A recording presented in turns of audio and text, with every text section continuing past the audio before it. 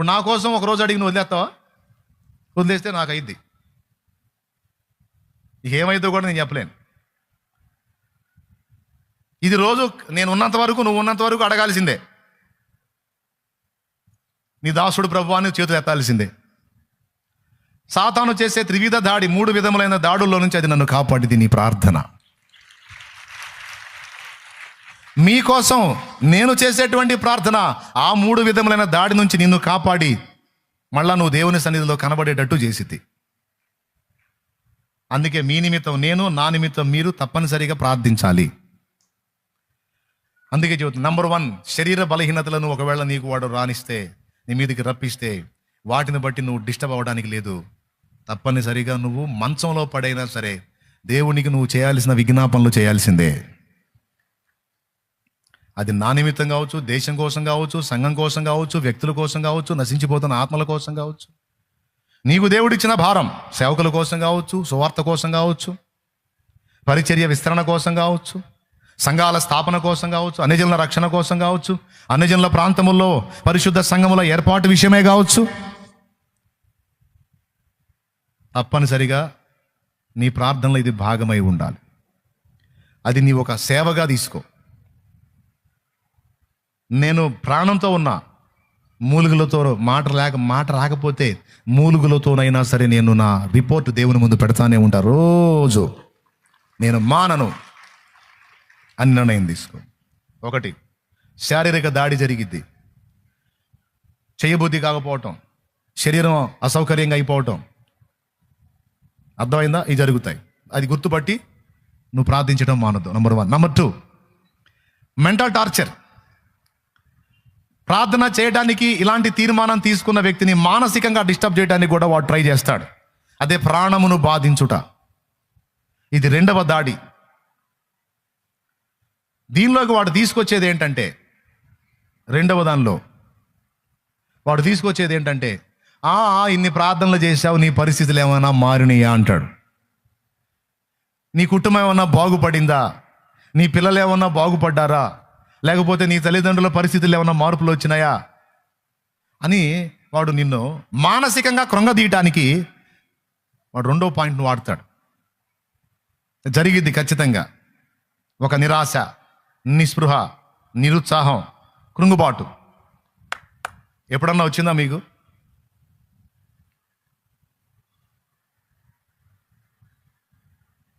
ఏం ప్రార్థన కూడా జవాబు లేదు, ఏం చేద్దామని నిరాశ వచ్చి కొన్నిసార్లు ప్రార్థనను ఆపిన రోజులు ఉన్నాయా?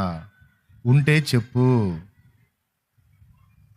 నేనే ఎదుర్కొన్న శోధన.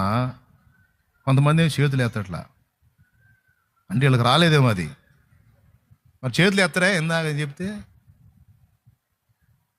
నాకు అలాంటి నిరాశ లేవన్నట్టు పిల్లపిచ్చారే. వచ్చిందా? కొన్నిసార్లు ప్రార్థన చేయకుండా పండుకున్న దినాలు ఉన్నాయా లేవో? అబద్ధాలు ఆడకుండా చెప్పండి. మరి ఏది షో చేస్తారేంది? మరి ఇందాక చెప్పి దేవునికి స్తోత్రం. ఇప్పుడు చెబుతా విను. అది దాడి. నిరాశ ఊబిలోకి దించినప్పుడు వచ్చింది ఈ లక్షణం. అప్పుడు కూడా నీకు ఒక తీర్మానం ఉండాలి. కొంతమంది అయితే మరీ దారుణం, సంచి పక్కనే పెట్టుకుంటాడు, నిరాశ సంచి. అందులో నిరాశ ఊబి ఉంటుంది అనమాట. ఎప్పుడు అవకాశం దొరికినప్పుడు హ్యాపీమని దూకుతూ ఉంటారు ఆ సంచిలోకి. అందులో నిరాశ బాయి ఉంటుంది, ఎగురు దూకుతూ ఉంటారు. ఈ బాయి ఎక్కడో కాదు, ఎప్పుడు ఎనికిడితో పెట్టుకుంటారు సంచిలో పెట్టుకొని. ఏమైనా అర్థమైందని చెప్పింది మీకు? అంటే రెడీగా ఉంటారు అనమాట అందులో దూకటానికి. కొంచెం ఎదురు దెబ్బ తగిలితే చాలు ఏందో అంతా ఇట్ట అయిపోతుంది, ఊరకనే నీరు గారిపోతుంది. ఏం బతుకులో ఏమో నాకు అర్థం కాదు అని నేను అంటున్నాను. కానీ నా బతుకు కూడా అదే. స్తోత్రం.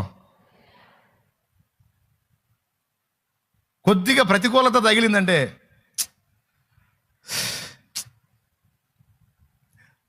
అనుకుంటే తిరుగుతా. కొన్నిసార్లు విశ్వాసులే బెస్ట్ అనిపిస్తారు. వాళ్ళే ధైర్యం కూడా, ఏం కాదన్న మరీ దారుణం. నేనే కదా, నాతో పాటు కొంతమంది ఉన్నారు, సంచి రెడీగా పెట్టుకుని ఉంటారు. కొంచెం అట్లా ప్రతికూలత రాగానే ఓపెన్ చేయటం, ఎగురు దూకటం దానిలో. అలాంటి వాళ్ళు మీలో ఉన్నారు. నిరాశ అనేది అందరినీ తగిలిద్ది. నిరాశ, కృంగుబాటు, నిరుత్సాహం, నిరాశ, నిస్పృహ అనేవి అందరికీ వస్తాయి. ఇందులో ఎవరో వ్యత్యాసమేం లేదు. అందరం ఆదాం సంతాతే, అందరికీ ఆ లక్షణాలు ఉంటాయి. అయితే నేనేం చెబుతున్నానంటే, ప్రార్థన విషయంలో దాన్ని కూడా తావియొద్దు. అప్పుడు కూడా నిరాశ ఊబిలో దిగావు, సంచిలో దిగావు అనుకో, ఒక మాట అనుకొని బయటికి రా. సంచి మళ్ళీ వస్తా, నాకు ఆ 4 ముక్కలు ఆయనకి అప్పచెప్పి వచ్చి దూకుతాను.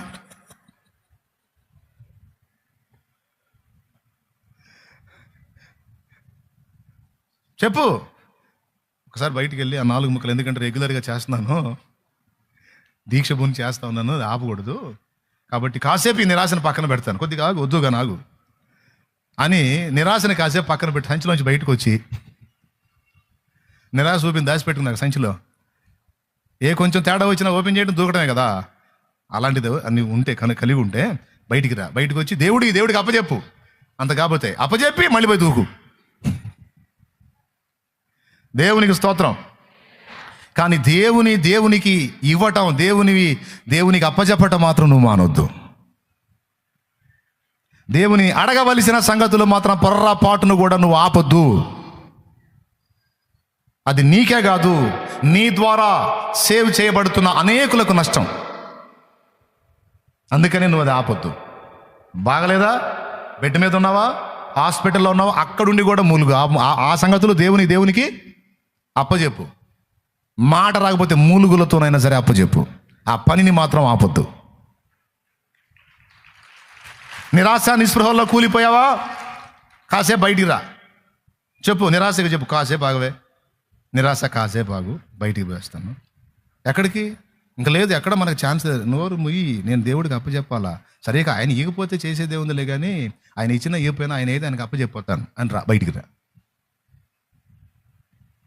బయటికి వచ్చి ఆ 4 ముక్కలు అప్పచెప్పావంటే మళ్ళీ నువ్వు అందులోకి పడకుండా నిన్ను నిలబెట్టి ఉంచే అవకాశం ఉంది.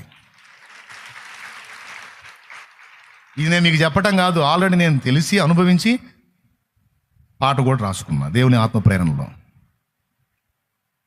ఓకేనా?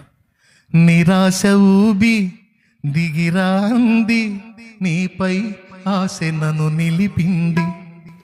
నిరాశ ఊబి దిగిరాంది, నీపై ఆశ నన్ను నిలిపింది. నీవే పలుకకుంటే, నన్ను పలుకరించకుంటే, నీవే పలుకకుంటే, నన్ను పలుకరించకుంటే, కన్నీళ్లలో నేనుంటాను, కలల ముగిసిపోతాను. కన్నీళ్లలో నేనుంటాను. మంచి నిరాశలో పాడుకున్న ఈ పాట. దేవునికి స్తోత్రం. మంచి నిరాశలు మీకేనేది, నాకు లేవా? కొంతమంది ఏందోలే అన్నయ్య అంటారు. నా ముందుకు వచ్చినప్పుడు నువ్వు ఏందోలే అనేది, నేనైతే ఇక ఏ కొంచెం ఇబ్బంది సరే ఏందోలే అనుకుంటూ తిరుగుతూ ఉంటాను. నిరాశ నీకు ఉంది, నాకు ఉంది. అయితే దేవుని కృప ఏంటంటే, నిరాశ ఎవరిని ఎంత ప్రభావితం చేసిందో నాకు తెలియదు, అది నా దగ్గరికి వచ్చిన ప్రతిసారి కూడా ప్రభువు పట్ల నాకున్నటువంటి ఆశ, ఆయన యందలి ఈ దీనుడు కలిగి ఉన్న విశ్వాసం, అందులో నుంచి నిన్ను పదే బయటికి రావడానికి కారణమవుతుంది.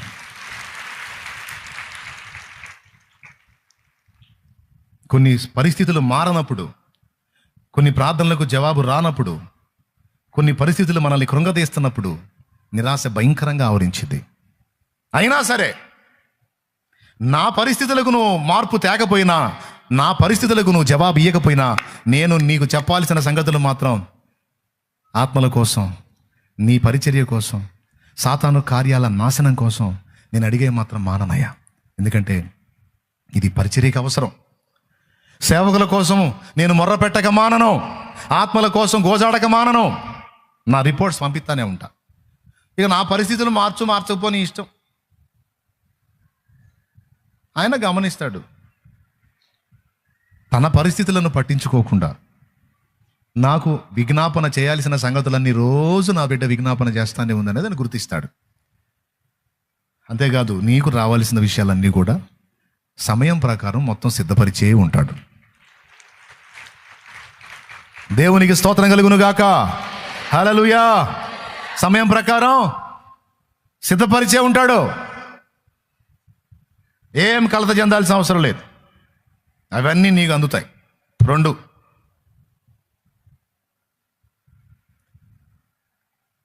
ఇంకొక మాట. 3, నేను చెప్పాను ఫస్ట్, నీ దేహాన్ని బాధ పెడతాడు వాడని, నీ మనసును కృంగదీస్తాడు అని చెప్పాను. అందులో మనం రెడీగా ఉంటాం కదా దిగజారటానికి, వదులుతాడు బాణాలు. ఏం లేదు, కాసేపు కొన్ని కుటుంబంలో మారని పరిస్థితులు చూపిస్తే చాలు ఛార్జింగ్ మొత్తం దిగిపోయింది మనకి. దిగిపోయినా సరే దేవునికి ఆ సంగతులు దేవునికి చెప్పడానికి దయచేసి బయటకు వచ్చి ఆ అప్పచెప్పి అంతగాతి మళ్ళీ పోయి కూర్చో, ఇబ్బంది ఏం లేదు. ఎందులో పెద్దగా అది అక్కడ సాతాను సిగ్గుపడతాడు, దేవుడు నవ్వుకుంటాడు. సబ్బాష్ బేటా సబ్బాష్ అంటాడు ఆయన. దూతలు చూస్తారు నిన్ను, ఈరోజు మనోడు కుంగిపోయినట్టున్నాడు ప్రభా, ఈరోజు ప్రార్థన చేయనట్టున్నాడే అంటే ఆహా ఆగడు. లేదు ప్రభా, మనిషి నేను ఇంతవరకు కదలలేదు, అసలు పండుకొనే ఉన్నాడు, లేవలేదు, మనిషి బాగా లోపల నలిగిపోతా ఉన్నాడు. లేదు లేదు లేదు వస్తాడు చూడు. లేదు తండ్రి వచ్చేటట్టు ఏం కనపట్లేదు, మనిషి అందరూ లోపల లోపల చాలా నలిగిపోతున్నాడు, ఎంత నలిగినా వాడు మొండోడు, చూడు చూపిస్తాను ఆగు, వస్తాడు ఆగు. అప్పచెప్పాల్సింది అప్పచెప్పకుండా మాత్రం వాడు అంటే అప్పుడు నువ్వు పైన దుప్పటి తిత్తావు చూడు. సైతాన్గాడు వాడి దూతలతో చెప్పుకుంటాడు, ఇవన్నీ జరుగుతాయి అంతే. వాడి దూతలతో వాడు చెప్పుకుంటాడు, ఇవాళ వేసాను వీడికి మానసికంగా మెంటల్ టార్చర్ బాగానే చేశాను, బాణాలు వదిలేను, వీడికి బాగా నిరాశ కూరుకుపోయాడు, ఇది లేవడియాలంటాడు. నువ్వు ప్రార్థించే సమయం పోయినా సరే నువ్వు లేవనప్పుడు వాడు ఆనందపడతాడు, ఇవాళ లేవడీడు, ఈరోజు వీడి విజ్ఞాపనలు ఉండవు, నా పనులు జరుగుతాయి అని వాడు ఆనందపడుతుంటాడు. దేవుడు నవ్వుకుంటాడు, వాడు మొండోడురా నాయన చూడ్డుగా నాగని. ఇక నువ్వు చిన్నగా దేవుడు వాక్యంలో చెప్పాడుగా, ఎంత నిరాశ ఉన్నా ముందు ఆ 4 మాటలు అప్పచెప్పి వచ్చి మళ్ళీ ముసుకేసుకోమని అప్పచెప్పి వద్దామని నువ్వు లేచినప్పుడు దేవుడు నవ్వుతాడు, సైతాన్ని సిగ్గుపడతాడు.